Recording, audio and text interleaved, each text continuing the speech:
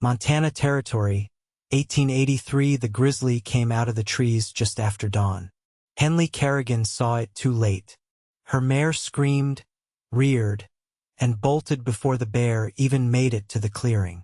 The saddlebag ripped clean off as the horse vanished into the pines, her only rifle still strapped to the leather. The bear swung its massive head toward her. Henley froze. She did not scream. She knew better. The beast charged, crashing through the brush like a freight train. Henley backed slow, heart hammering, until her heel caught a root and sent her to the ground. Dead leaves stuck to her palms.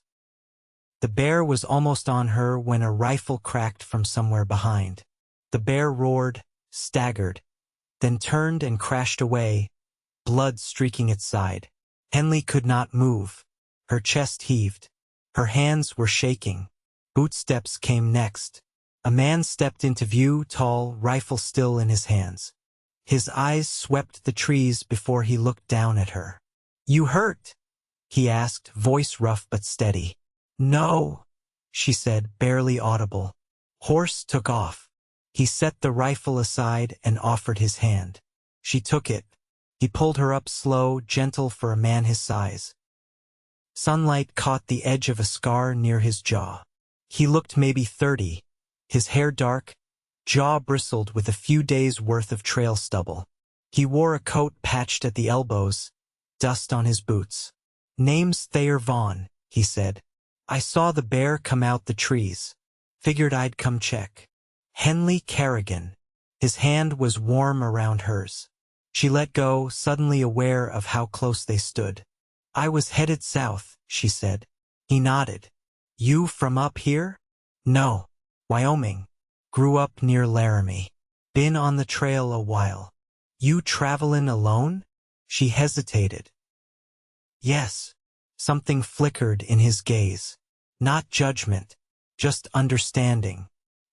He looked toward the trees where her horse had vanished. "We might find her, but not today. Bear likely spooked her miles off." Henley exhaled, folding her arms. "That horse's all I had." Thayer studied her for a long moment. Then he pulled off his coat and draped it over her shoulders. "You're still here," he said, quiet and steady. "That's enough." The words hit something in her chest. She did not know why. They walked back to his camp. It was not far, just a ring of stones. A canvas tarp stretched between two pines, a tin coffee pot over the coals. He poured her a cup without asking. She sat across from him, legs tucked under her skirt, holding the tin close. Her hands still trembled. "You out here trapping?" she asked after a while. "Some. Mostly between towns. I take odd work." He leaned back on one elbow, watching the sky grow pale with day. "You?" he asked. Henley stared into the fire. "I was hired to help a widower's wife through childbirth. She died last week." His brow furrowed. "You a healer?" "Not exactly. Learned from my mother. Apache midwives taught her when I was small." She looked away. "I was going to head east. Find something steadier. East's a long ride without a horse." She gave a humorless laugh. "You think." He smiled a little, not mocking. Just there. They stayed silent a long time. By afternoon, Thayer saddled his buckskin gelding and packed up camp. "Town's 2 days southeast," he said. "You're welcome to ride with me." Henley hesitated. "You sure?" "I do not leave folks behind," he said simply. They rode double, her behind him on the saddle, arms around his waist. She had not held a man in years. The last time it had been her older brother, dying from fever. The warmth of Thayer's back under her palms was steadying in a way that startled her. That night, as they camped near a stream, he gave her the bedroll and slept sitting up against a tree. "You do this for every stranger?" she asked, watching the firelight catch the line of his jaw. He met her eyes. "Only the ones who are still standing after a bear tries to kill them." She smiled, small and real. "Fair." By the third day, They reached a town called Red Bluff, just a cluster of buildings tucked into the hills, dust curling up from wagon wheels and boots. Thayer helped her down from the horse. "You got people here?" he asked. Henley shook her head. "No, you got money?" She did not answer. He handed her a pouch. "I do." She stared at it. "I cannot take that." "You can," he said. "And you will." She looked up at him. "Why are you doing this?" He shrugged. "Because you need it." She wrapped her arms around her middle, overwhelmed. "You do not even know me. I know you did not scream when a bear came at you." His voice was quiet. "That tells me plenty." They sat on the edge of the livery stable, the dust pink with the setting sun. She had promised herself she would not grow attached. But here she was. He looked over at her. "I was thinking," he said, "I could take you east. I have work lined up near Miles City. Plenty of towns between here and there." She tilted her head. "You offering me a job?" "I am offering you time," he said, "to figure what you want next." Henley blinked, throat closing a little. "Unless," he added, "you do not want to ride with me anymore." She looked down at her hands. "I do," she said quietly. He smiled. "Just once." They left Red Bluff the next morning. On the trail they talked more. Not much, but enough. She learned he was born in Nebraska but raised mostly in the Dakotas. Lost his mother to winter fever. Left home at 16. Rode with cattle drives. Broke horses. Hunted. He never married. Never stayed long in one place. Henley told him about her childhood among settlers and Apache. Her father was a trader, her mother a healer. Her parents died in a flood when she was 19. She had been moving ever since. "You ever want to stop moving?" he asked one night as they watched the stars. She looked at him. "Do you?" He paused. "I think maybe I could." A silence settled between them, deeper than the sky. The next morning they found her horse. It was grazing near a riverbank, saddle gone, but alive. Henley laughed, really laughed, as she ran to it, tears burning her eyes. She pressed her face to the mare's neck. Thayer stood back, watching her with something unreadable in his eyes. She turned to him. "We found her." He nodded. "Told you we might." They kept riding together. And every mile, she found herself leaning into him more. Not just with her body, with everything. She did not know where the trail would end. But she knew, without question, who she wanted standing next to her when it did. The ground had softened with the thaw. Spring had come quiet to the Montana grasslands, turning the hills into a muted green and dotting the valleys with buttercup and phlox. The air still bit in the mornings, but the scent of wet earth and pine hung thick in the afternoons. They rode with coats tied behind their saddles now, sun warming their backs as the land unfolded in long, low breaths. Henley rode her mare again, the animal skittish still, but sound. The saddle was borrowed plain and worn, but Thayer had bartered for it in Red Bluff with a pair of beaver pelts and a tin of lamp oil. He hadn't asked for her thanks. She gave it anyway. "Where'd you learn to shoot that clean?" she asked one late morning, when the trail narrowed between two ridgelines. He shifted in the saddle, eyes scanning the slope without urgency. "Old man named Jacob Vaughn. Raised me from the time I was big enough to string a line. Wasn't mine by blood, but he taught like it didn't matter." She watched the way he rode, knees loose, reins easy in one hand, like the horse was just an extension of him. "He's still living?" "No," Thayer said. "Fell through ice one February. Took near an hour to find his body." Henley didn't speak. There was no comfort to offer that didn't sound hollow. After a while he said, "He told me once, you can't stop the land from taking what it wants. All you can do is stay on your feet long enough to make it worth the taking." She looked ahead. "Sounds like something worth remembering." They camped that evening beneath a bluff, where a narrow creek split the earth and cottonwoods leaned toward the water like old men in prayer.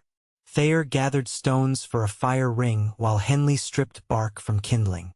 "Did you ever think about settling someplace?" she asked, breaking the silence. "Sometimes," he said, "but I never found a place that didn't feel like passing through." "What would it take, you think?" He didn't answer right away. The fire caught, crackling soft and steady. "Maybe someone who doesn't mind the quiet," he said, "and who knows how to build something from nothing." Henley sat back on her heels. "That's a rare thing." He looked at her then, firelight catching the side of his face. "Not as rare as you think." They ate salt pork and beans, the tin plates hot in their laps. Afterward, she pulled a leather pouch from her saddlebag and began stitching a tear in her underskirt. Her needle moved steady, fingers sure. "You always carry thread and bone needles," he said. "Can't afford to let holes grow bigger," she said. "That's how things fall apart." He nodded, watching the steady motion of her hands. "You make it look like it matters." "It does," she said. "Fixing things before they ruin entirely." A coyote called in the distance, long and lonesome. They didn't speak again until she looked up from her stitching and said, "When's your job near Miles City start?" 2 weeks, he said. "Fixing fences and breaking colts for a cattleman named Durney." She folded the cloth in her lap. "And after?" He rubbed his thumb along the edge of his boot. "That depends." "On what?" He met her gaze. "Whether you're still riding with me." Henley didn't look away. "I don't want to ride behind you anymore." "I figured," he said, slow. "You want to lead?" "No," she said. "I want to ride beside." The fire cracked. Between them, something shifted, not fast, not loud, just sure. They lay under separate blankets that night, the stars wheeling slow overhead. But something had settled between their bedrolls, something quiet and alive. The next day, they crossed through cotton fields gone to scrub and a stretch of land where buffalo bones bleached white against the dirt. A wagon passed them just after midday, driven by a woman with a red nose and 3 children packed into the back. She gave a tired wave. Henley nodded in return. Thayer waited until the wagon was out of earshot. "You ever think of having your own?" Henley's brow creased. "My own what?" "Children." She didn't answer right away. "Once, when I was young." He didn't press. She touched the edge of her saddle horn, thumb tracing the worn leather. "I'd want them to know both sides of where I come from, the dirt and the medicine, the white names and the Apache ones." He gave a single nod. "That'd be a good thing." "And you?" she asked. "You ever want a family?" "I didn't think I'd live long enough," he said. "But I was wrong about a few things." That night, they passed through a ghost town, just a collapsed blacksmith shop, and a root cellar where lizards skittered across the stones. They camped near what had once been a schoolhouse, its roof long gone, the bell missing. Henley touched the edge of the rusted stove still bolted to the floorboards. "Place had a name once." "They all did," Thayer said. She turned toward him. "You ever think about naming a place yourself?" "Only if I had reason to stay." She didn't smile, but her eyes were steady. "I know how to build a garden from dried seed," she said. "And I can keep a child breathing through a fever." Thayer stepped closer. "I can build fences, fix roofs, and hunt enough meat to feed 10 mouths." She looked up at him. "That sounds like a beginning." He reached out, slow as twilight, and touched her hand. It stayed there, rough palm against her knuckles, until she turned her hand over and held on. They crossed into the Tongue River Valley as the days lengthened, the land unfurling in slow, open stretches beneath soft skies. Thayer knew a man there, a former buffalo hunter turned cattleman, who offered them work mending pasture fences in exchange for beds in the bunkhouse and a place to stable the horses. Henley took to the work without hesitation. She split fence rails with a hatchet, twisted wire with calloused hands, and learned to spot the faint signs of rot in cedar posts. The labor settled in her bones, not heavy, but grounding. She liked the rhythm of it, the sound of hammer on staple, and the way the wind caught strands of her hair and tossed them across her cheek like a child's fingers. One evening after the sun dipped low, Thayer handed her a tin cup of coffee from the cook's fire and nodded toward the distant hills. "You ever try your hand at breaking a colt?" Henley sipped slow. "No. Closest I came was calming a roan that got tangled in barbed wire. Took an hour just to get near her." He nodded like that told him something. "Tomorrow, I'll show you my way." She raised an eyebrow. "I thought you didn't like showing off." "I don't," he said, "but I want you to see it." The next morning, they stood in a round corral behind the barn. A buckskin colt tossed its head, eyes wide, muscles bunching beneath its hide with every uncertain step. Thayer held the lead rope loose, his body still and quiet. "First thing," he said, "a horse don't learn from force. It learns from where you put your feet." Henley leaned against the rail, watching closely. Thayer stepped slow, never looking the colt in the eye, his voice low and steady. The animal shifted, nostrils flaring, but didn't bolt. "You're letting him think it's his idea," she said. He glanced at her, the corner of his mouth lifting just a little. "Exactly." By mid-morning, the colt followed him in a wide circle, ears twitching toward his voice. Henley climbed down and opened the gate for them. The colt brushed past her, close enough she could smell the sweat and dust on its coat. "You see people the same way?" she asked. Thayer wiped his brow with a bandana. "Sometimes." She nodded. "Doesn't work on me." "I know," he said. "That's why I like talking to you." That night, the bunkhouse emptied after supper, the other hands heading to town or to cards by lantern light. Thayer stayed behind, sharpening a draw knife on the stoop. Henley sat nearby, sewing a small tear in the hem of her work dress, different thread this time, darker, finer.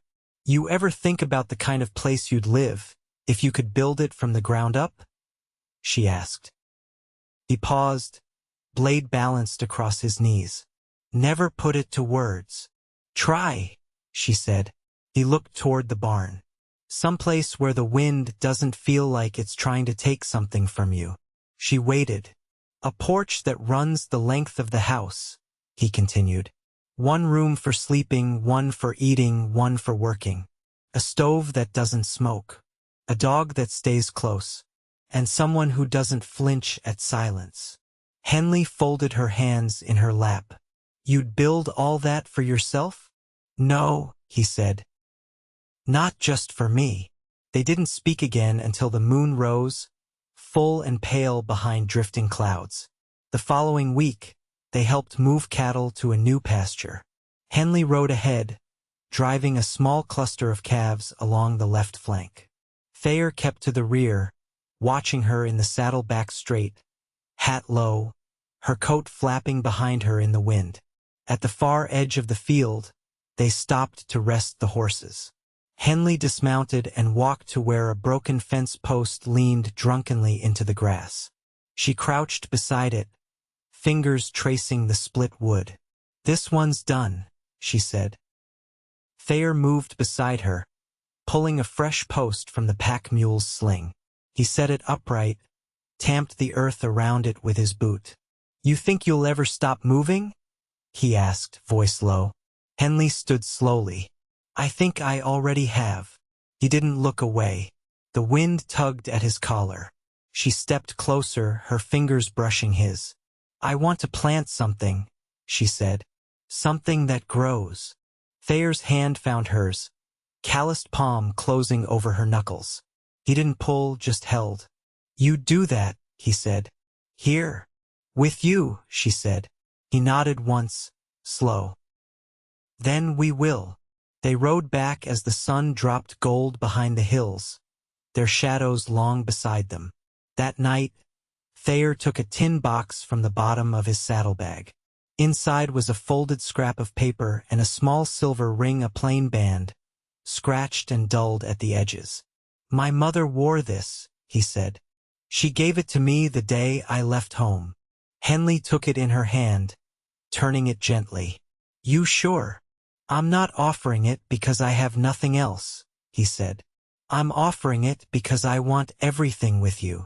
She slid it onto her finger, slow and sure. "I've never done this before," she whispered. "Neither have I," he said. "But I think we'll figure it out, same way we've done everything else. Together." And in the quiet between the stars, they began building something neither of them had ever dared to name. Not a trail, not a camp, not a passing season. A home. By early summer they had the land. It wasn't much, a shallow slope tucked between cottonwood and scrub, with a creek running thin along the east edge, but the cattleman Thayer had worked for was looking to sell off the far section of his claim, and the price was honest. Thayer signed it over with a handshake and a promise to break 6 more colts before the harvest moon. Henley stood beside him as the ink dried in the ledger. She didn't speak, just rested her hand against the edge of the table and watched his name settle into the page, firm and final. "It's yours now," the cattleman said, nodding at Thayer. "You'll need to mark the corners before July. Neighbors'll want to know where your line runs." "We'll see to it," Thayer said. Outside, Henley paced the rise where the cabin would go, her boots brushing through the tall grass. She paused to press her palm to the dirt. "It's good soil," she said. "Holds shape in the hand."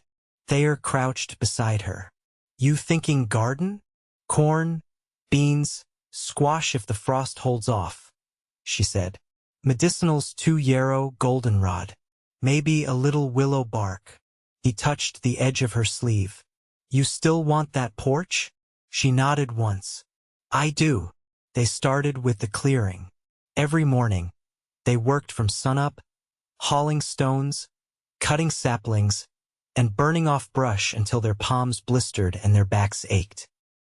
Henley built the cook-fire ring while Thayer carved notches into pine logs for the floor frame.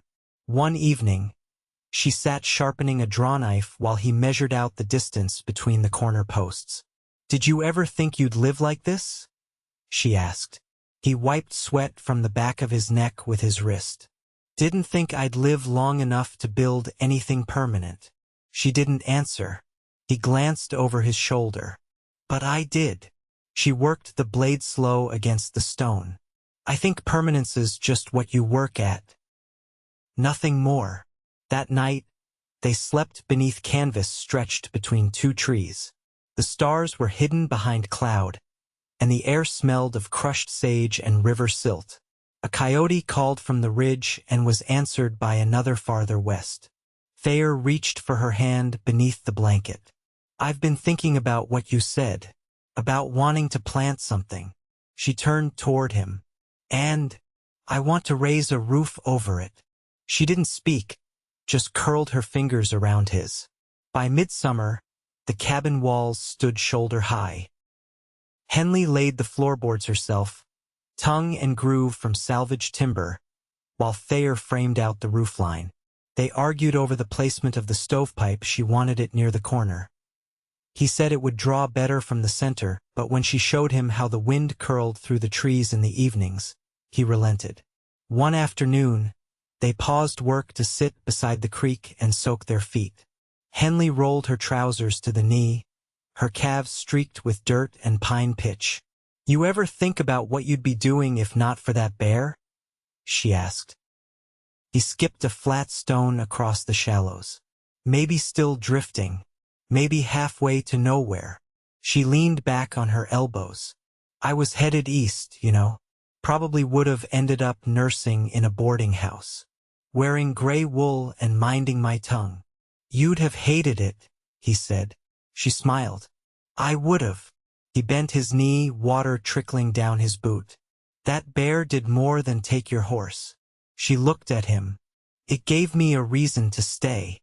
The cabin roof went up under a sky thick with heat. They worked through every hour of daylight, sweat pooling at their collars and dust clinging to their skin. Thayer hammered the ridge beam into place while Henley cut shingles from split cedar. They didn't speak much during the work, but their silences were full. When it was done, they stood back to look at it. The cabin was small, squat and solid, with a stone chimney and a lean-to for tools. The porch faced the west, where the sun settled slow behind the hills. "You sure this is enough?" he asked, voice quiet. She took his hand. "It's not just enough. It's home." That night they moved inside. There was no door yet, just a wool blanket pinned across the frame, and no furniture beyond the bedrolls and a crate for a table. But she lit a lamp and hung it from the rafter, and when the flame caught, the room glowed gold and warm. Thayer knelt and opened a small pine box. Inside was a folded scrap of embroidered cloth and a wrapped bundle of dried sage. He handed them to her. "These were hers, my mother's. Figured they belonged in the first room I built." Henley unfolded the cloth, a square of muslin stitched with faded thread.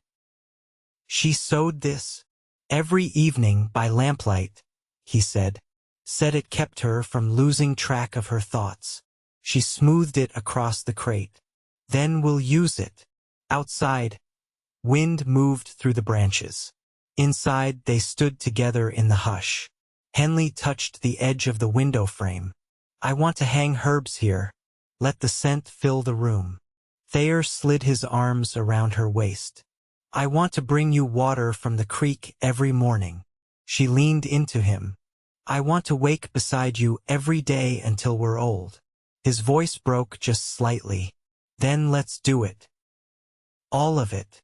And as the lamp flickered, and the wind settled, and the house they'd made held them in its quiet arms, they began the life they had both thought they'd never have. Not passing through. Not nearly, but truly home. Together. They held their wedding under the cottonwoods beside the creek, just as the cattails began to brown under the weight of the turning season. No preacher. No crowd. Just Thayer, Henley, and the still hush of land that had come to know them. Thayer wore his cleanest shirt, sleeves rolled to the forearms. Henley had hemmed a pale linen dress from spare cloth she traded for with a woman from a nearby homestead. The woman offered lace, but Henley said no. She wanted nothing fussy, only what fit the life they were building. Thayer took her hands in his, thumbs running over her knuckles. "You sure?" he asked, though his voice didn't waver. Henley met his eyes. "I was sure the day we started laying the first stone." They spoke their vows quiet and plain. No verse, no borrowed words. Just promises shaped by the work of their hands and the weight of what they'd lived through before finding each other.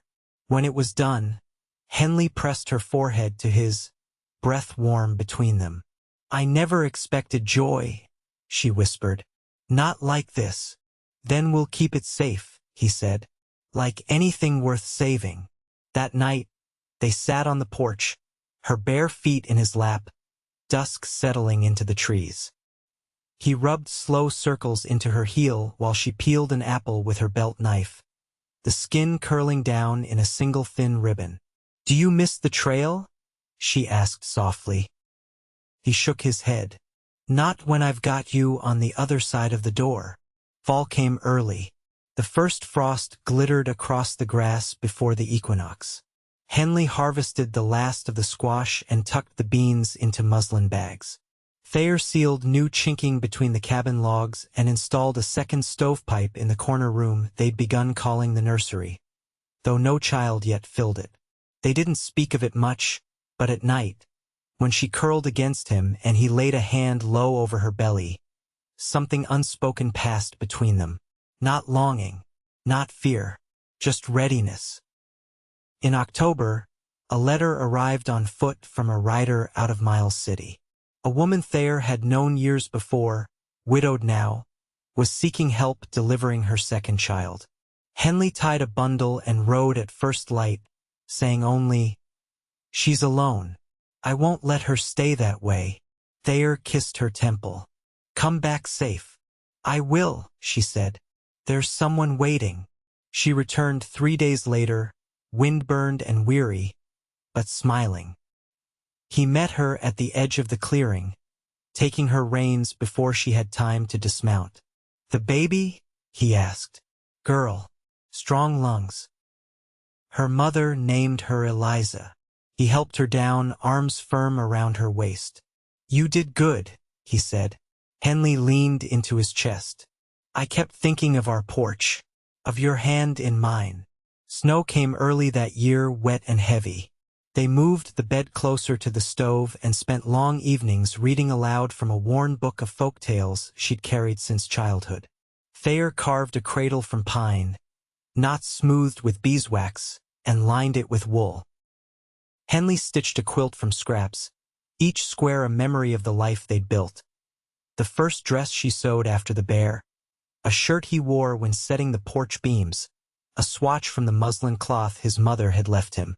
One morning in December, she woke before dawn and touched his shoulder. It's time, she said. He was dressed and at her side before she'd finished the thought. The labor was long, quiet, and slow, the way most good things are. He kept the fire stoked, fetched water, wiped her brow, never once leaving the room unless she asked it. When the child came, the sky outside had gone pale and white with snow. The baby's first cry was small and certain. A boy! Henley breathed, tears warm on her cheeks. Thayer held their son in both hands, his expression unreadable for a long moment. Then he said, He's beautiful, Henley. She smiled, weak but sure. He looks like you. They named him Elias, after no one. A name clean and new, like the life ahead. The weeks after passed in rhythm. Feedings, firewood, tightening the shutters against the wind. Thayer built a rocker for the porch while Henley showed Elias the shape of pine needles, the feel of wool, the sound of her voice humming low. They didn't speak of what might come years down the line. There was no need. They had today and the land and each other. In spring, Thayer planted 3 apple trees along the creek bend. Henley watched from a blanket in the grass, Elias tucked in her arms, his breath soft against her collarbone. You think they'll take root? She asked. I do, he said. Just needs time and tending. She leaned her cheek against her son's head. That's all we've ever needed. Thayer took off his hat and sat beside her. The sun was warm. The wind was quiet. The trees stood young and straight in the soil, their roots just beginning to spread. And in that wide, still moment nothing felt missing. Nothing felt borrowed. Just the steady, enduring truth of love built not on chance, but on choice. They grew old there. The porch sagged over the years, and the roof needed patching more than once. But the trees bore fruit by the 5th harvest, and the cradle was passed down to a daughter born 4 winters later, who came into the world with Henley's dark eyes and Thayer's calm. They taught their children to listen to the creek, to respect the quiet, to mend before discarding. They told them how the land could take, but also how it could give if met with patience. And every evening, long after the sun had dipped behind the hills, Thayer still reached for Henley's hand. She never once let go.